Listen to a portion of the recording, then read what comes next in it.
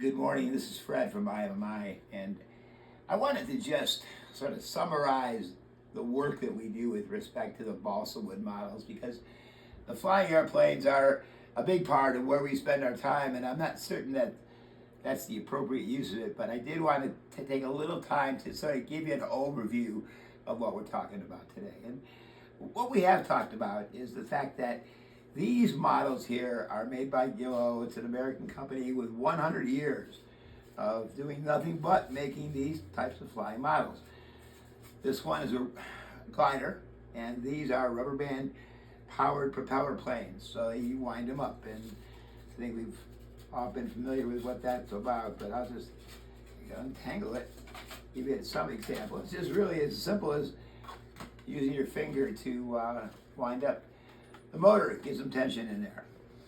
But flying models like this are a little bit different than maybe what you think about when you think about models, because these are very easy to slap together. I would imagine that a 4-year-old could build this in 2 minutes. It's all prefabbed, cut and slide them in. There's no glue. It's all moving parts, cut and groove type of construction. And that's very different than what many model enthusiasts do, which are build scale replica models like this.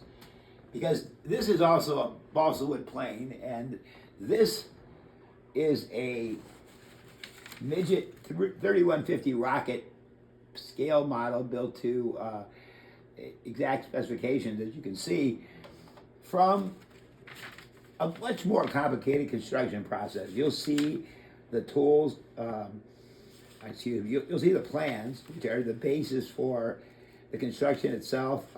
A lot of these stick-like pieces of balsa wood, as well as these tissues. And the tissues themselves end up being the covering what you see outside. If you take a look at the computer, you'll see a better example of what these things end up looking like in terms of both the build process as well as what the finished product looks like. But it takes a lot more time and energy and effort to end up building one of these. And for the crafty person, it can be an interesting undertaking. For the sloppy person with little attention span like myself, it sometimes ends up being a half-finished project. But in the end, what you do end up with still is a flying model. And this is an example of this one when it's built and how it flies.